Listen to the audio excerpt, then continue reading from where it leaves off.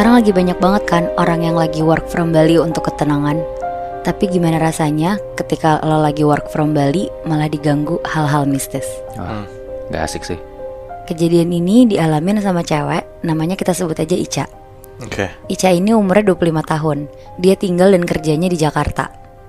Kejadiannya baru dialamin pas lagi pandemi kayak gini nih. Kantornya full WFH dan Ica mutusin untuk work from Bali bareng teman-temannya. Teman-temannya orang kantornya juga? Ya, orang-orang kantornya. Oh, oke. Kayak anak-anak Jaksel zaman sekarang gitu loh yang work from Bali gitu, Moy. Jadi mereka ini berempat.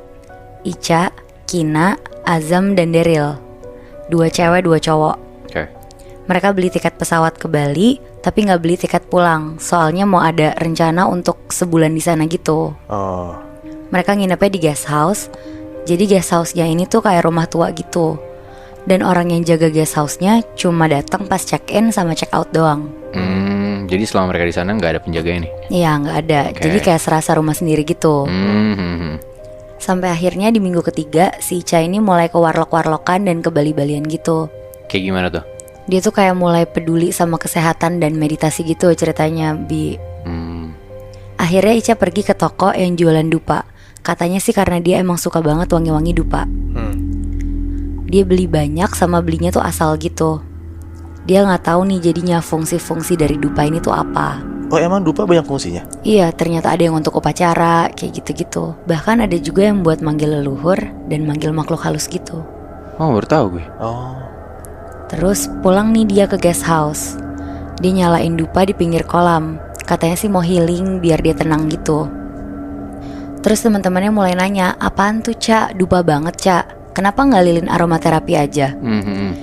Terus si Ica-nya ngomong, ya gimana ya, gue kalau nyium wangi dupa tuh rasanya lebih tenang dan bisa fokus kerja aja dibanding lilin-lilin yang lagi hits gitu.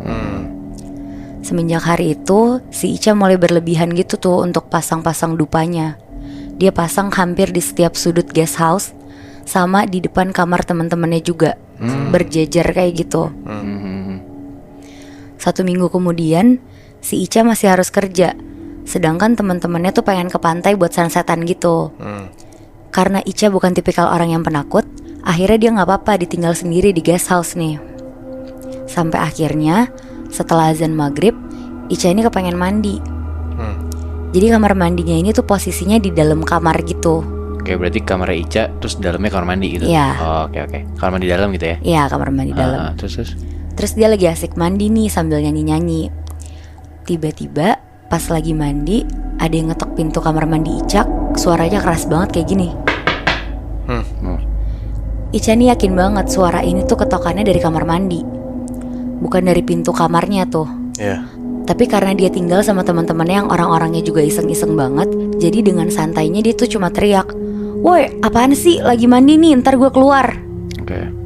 Tapi anehnya ya, kan kamar mandinya tuh di dalam kamar. Kayak niat banget gak sih teman-temannya sampai masuk cuma buat ngetok-ngetok terus keluar lagi gitu. Iya. Akhirnya dia keluar mau nyamperin teman-temannya. Pas dia keluar, ternyata meja makannya tuh kosong. Terus dia mikir, oh mungkin lagi pada di kamar sebelah nih, karena biasanya nongkrongnya tuh di kamar sebelah. Iya. Terus pas dia buka kamar sebelah, ternyata kamarnya tuh dikunci. Berarti dia sendirian di villa dong? Ternyata emang dia beneran sendirian. Oh shit. Dia ngiranya kan, tapi itu teman-temannya kan. Akhirnya dia buka HP dan dia ngechat di grup, "Guys, urgent, kalian dari tadi belum ada yang pulang." Terus kata teman-temannya, "Enggak kok Ca, kita belum ada yang pulang, tapi kita udah deket kok." Mampus. Ica langsung diem di depan kamar dengan perasaan yang agak aneh gitu. Cuma gak lama teman-temannya datang kan. Terus pada nanya kenapa. Akhirnya diceritain sama Ica kejadian yang barusan dia alamin.